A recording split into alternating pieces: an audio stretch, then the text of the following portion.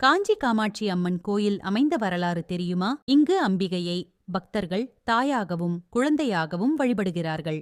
அன்னை காமாட்சிக்கு குங்குமத்தால் அர்ச்சனை செய்து வழிபடுவதால் வாழ்வில் அனைத்து விதமான மங்களங்களும் நிறையும் என்பது நம்பிக்கை.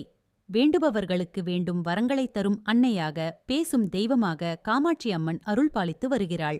காஞ்சி காமாட்சி அம்மன் கோயில் அமைந்ததற்கு 2 விதமான வரலாற்றுக் கதைகள் கூறப்படுகிறது. முதலில் தட்சனின் யாகத்தீயில் குதித்து உயிரை மாய்த்த சதியின் உடலை தூக்கி சிவபெருமான் சுற்றிய பொழுது அன்னையின் தொப்புள் பகுதி விழுந்த இடத்தில் சக்தி பீடம் அமைக்கப்பட்டதாக கூறப்படுகிறது. 2ஆம் கதையாக கைலாயகத்தில் தவத்தில் ஆழ்ந்திருந்த சிவபெருமானின் கண்களை பார்வதி தேவி விளையாட்டாக மூடியதால் உலகமே இருளில் மூழ்கியது. அந்த தவறுக்காக அன்னையை பூ உலகம் சென்று தவம் செய்யும் கூறினார் சிவபெருமான். பூ உலகம் வந்த அன்னையும் மாங்காடு தலத்தில் தீமூட்டு தவம் செய்தாள். அவரின் தவத்திற்காக மகிழ்ந்த சிவன் காஞ்சிபுரத்தில் வந்து தன்னை அடையும்படி கூறினார். அதன்படி சிவனையும் அடைய அன்னை வந்து அமர்ந்த இடமே காஞ்சிபுரம் என்றும் கூறப்படுகிறது. இந்த கருவறையில் அன்னை கருணையே வடிவமாக, மங்கள ரூபிணியாக, பரபிரம்ம ஸ்வரூபிணியாக காட்சி தருகிறாள். இக்கோயிலில் காமாட்சியின் காமாட்சி பார பத்தாரிகா, தவ காமாட்சி, அஞ்சன காமாட்சி, ஸ்வர்ண காமாட்சி, உற்சவ காமாட்சி என 5 வடிவங்களில் தரிசிக்க முடியும். இக்கோயிலில் திருமாலின் வராக வடிவத்தை தரிசிக்க முடியும். காயத்ரி மண்டபத்திற்கு செல்லும் வழியில் அன்னபூரணி சன்னதி உள்ளது. இந்த அம்பிகையை வணங்கி பிக்ஷத்துவாரம் வழியாக கையேந்தி பிச்சை கேட்டு வழிபட்டால் நமக்கு உணவு உள்ளிட்ட எந்த பிரச்சனையும் இல்லாமல் அன்னை காப்பாற்றுவாள் என்பது நம்பிக்கை.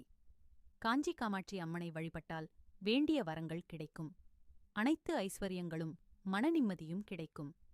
அம்மனின் திருவடிகளில் நவக்கிரகங்களும் தஞ்சமடைந்திருப்பதால் இங்கு வந்து வழிபடுபவர்களுக்கு நவகிரக தோஷம் ஏற்படுவதில்லை. அன்னை காமாட்சியின் கருவறைக்கு முன் துர்வாசருக்கு தனி சன்னதி உள்ளது. இவர் சிவனின் அவதாரம் என கருதப்படுகிறார்.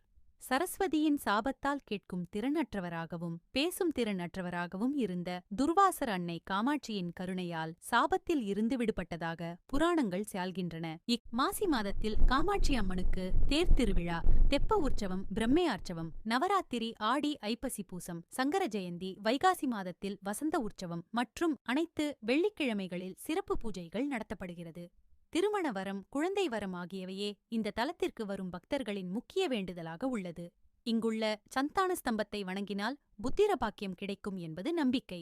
தசரத சக்கரவர்த்தி இங்கு வந்து புத்திர காமேஷ்டி யாகம் செய்துதான் ராமர் லட்சுமணர் பிறந்ததாக வரலாறு சால்கிறது.